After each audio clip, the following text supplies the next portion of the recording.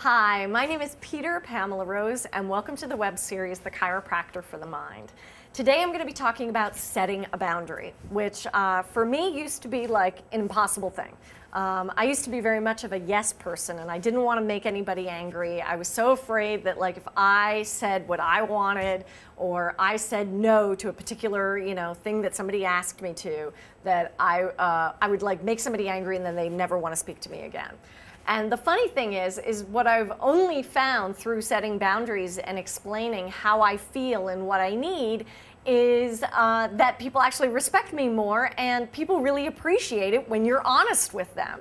I can't tell you how many times in the beginning, and I will admit even recently, I just kind of like didn't give someone an answer, and they said, I just wish from the beginning you told me, what you needed. And it would have helped me a lot. And I go, again, I was bit by that. I'm afraid what other people think of me.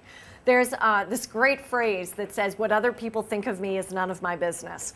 And I try and apply that quite a bit because, again, I need to, as we've talked about in other episodes, I need to keep the focus on myself and take care of myself, because when I do that, I'm then better able to serve others. So, how to set a boundary.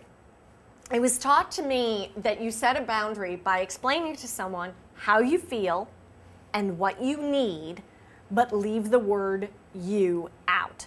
So, let's say I'm setting a boundary with one of my clients. I do my coaching on the phone, so I call them at our appointment time. And let's say that I've had this client who every time I call is always running like 15 minutes late, or I can't get in touch with them.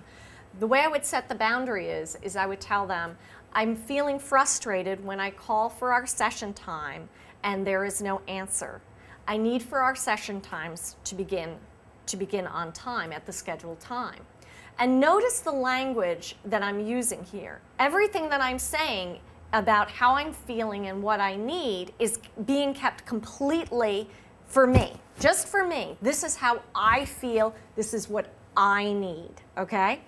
Now, the other way, the unhealthy way to set a boundary would be to say, I'm feeling really frustrated that you're not answering your phone at the time when we had scheduled our session, and I need for you to be on time and to pick up the phone when we had agreed. Now, can you see how inserting that word you, Y-O-U, it all of a sudden it puts the other person on the defense. It's accusing someone instead of just simply saying how we feel and what we need and keeping it in ourselves.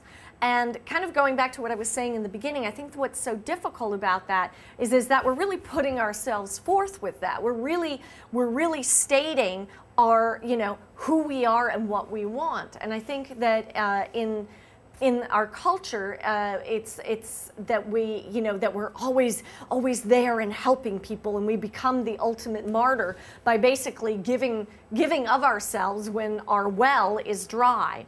My mom, one of her favorite phrases is, "You cannot give from a dry well."